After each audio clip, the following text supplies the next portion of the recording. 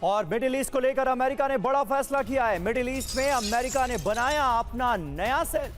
Qatar में अल उदेद airbase पर यह नया सेल बनाया गया है। नए सेल से ईरान पर नजर रखना और ज्यादा आसान हो जाएगा। और ईरान के साथ साथ ग्रीनलैंड पर भी ट्रंप की प्लानिंग बढ़ी है। डेनमार्क के पीएम को ट्रंप ने धमकी दी है। डेनमार्क के हित अमेरिका से ऊपर नहीं है, यह कह दिया है ट्रंप ने।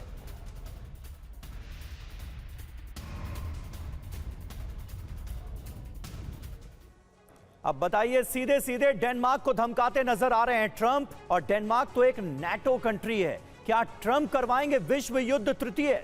यह सवाल इसलिए क्योंकि ट्रंप के हर कदम से ऐसा डर बढ़ता जा रहा है। एक तरफ खबर है कि ट्रंप ने यूक्रेन पर रूस को विध्वंस की खुली छूट दे दी है, दूसरी तरफ ग्रीनलैंड पर कब्जे की महत्वाकांक्षा है, तीसरी वजह है ईरान पर ऑपरेशन का प्लान, और पांचवां कारण है वेनेजुएला के तेल भंडार पर पूरी तरह से कब्जा, जो कि अमेरिका कर चुका है।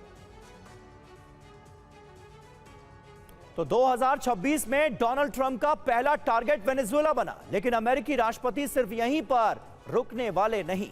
मैक्सिको, क्यूबा, ग्रीनलैंड ट्रंप के विस्तारवाद का अगला शिकार बनने वाले हैं, और इसके लिए अमेरिकी राष्ट्रपति ने कदम बढ़ाने शुरू कर दिए हैं।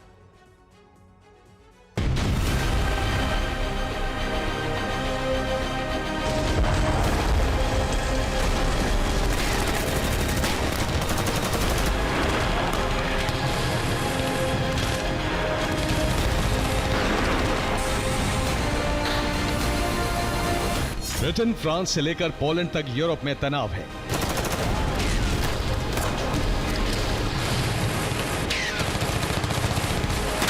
लेकिन इस तनाव की वजह रूस से ज्यादा अमेरिकी राष्ट्रपति डोनाल्ड ट्रंप हैं।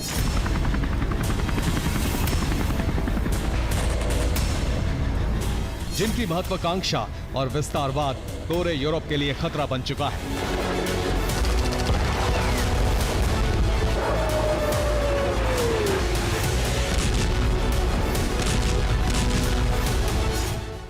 डोनाल्ड ट्रंप विस्तारवाद का दूसरा चरण शुरू कर चुके हैं, जिसमें उनके 3 प्रमुख टारगेट हैं। नंबर 1 ग्रीनलैंड, नंबर 2 मेक्सिको और नंबर 3 क्यूबा।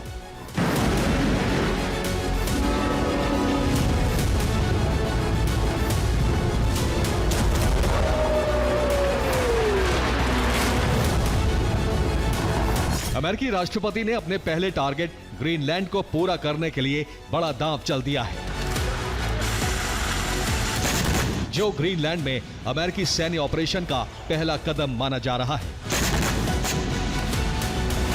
ट्रंप ने अमेरिकी हाउस में एक नया विधेयक पेश किया है।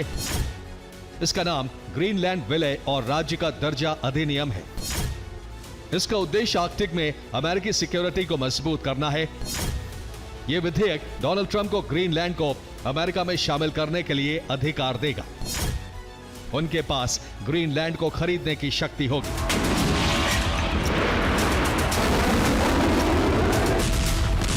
अगर दोनों सदनों से इसे मंजूरी मिल जाती है और राष्ट्रपति ट्रंप इस पर हस्ताक्षर कर देंगे, तो यह विधेयक कानून बन जाएगा। दरअसल अमेरिकी राष्ट्रपति इस बिल को यह कहकर लाए हैं कि अगर ग्रीनलैंड अमेरिकी अधिकार क्षेत्र में नहीं आता, तो जल्द रूस या फिर चीन उस पर कब्जा कर लेगा, जिससे आर्कटिक में अमेरिकी सुरक्षा कमजोर होगी।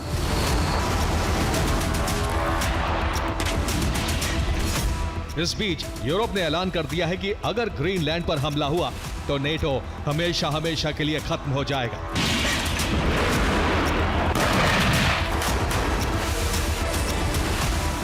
यूरोपीय कमीशन के रक्षा और स्पेस कमिश्नर एंड्रियस कुबिलियस ने अपने एक बयान में कहा, मैं डेनमार्क की प्रधानमंत्री से सहमत हूं। ग्रीनलैंड पर हमला नेटो का अंत होगा। इससे यूरोप पर बहुत नकारात्मक प्रभाव पड़ेगा। सिर्फ इतना ही नहीं, उन्होंने यह भी साफ किया कि नेटो को ग्रीनलैंड की रक्षा के लिए अमेरिका से मुकाबला करना ही होगा। उसकी सुरक्षा नेटो की जिम्मेदारी है।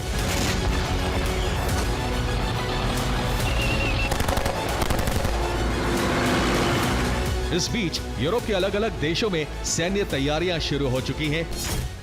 फ्रांस में बड़े पैमाने पर सैन्य भर्ती शुरू हो चुकी है। नए वॉलंटरी मिलिट्री सर्विस के लिए भर्ती अभियान चलाया जा रहा है। सालाना 10,000 युवाओं की भर्ती का लक्ष्य रखा गया है। जर्मनी और ब्रिटेन अपनी सेना को ग्रीनलैंड में तैनात करने की तैयारी में है।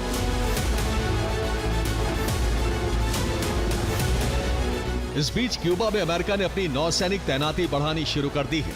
क्यूबा के पास अमेरिकी नेवल बेड़ा भेजा गया है। ठीक उसी तरह जैसे वेनेजुएला पर हमले से पहले कैरेबियन में नौसैनिक बेड़े भेजे गए थे। अमेरिकी एक्शन को देखते हुए मेक्सिको भी अलर्ट पर है। मेक्सिको ने अमेरिकी बॉर्डर पर 300 से ज्यादा जवानों की तैनाती की है। साफ है, ट्रंप की महत्वाकांक्षा ने यूरोप से लेकर लैटिन अमेरिका तक अलर्ट सायरन बजा दिए हैं, जो भविष्य में महायुद्ध की वजह बन सकता है। Bureau report, TV9 Bharatvarsh.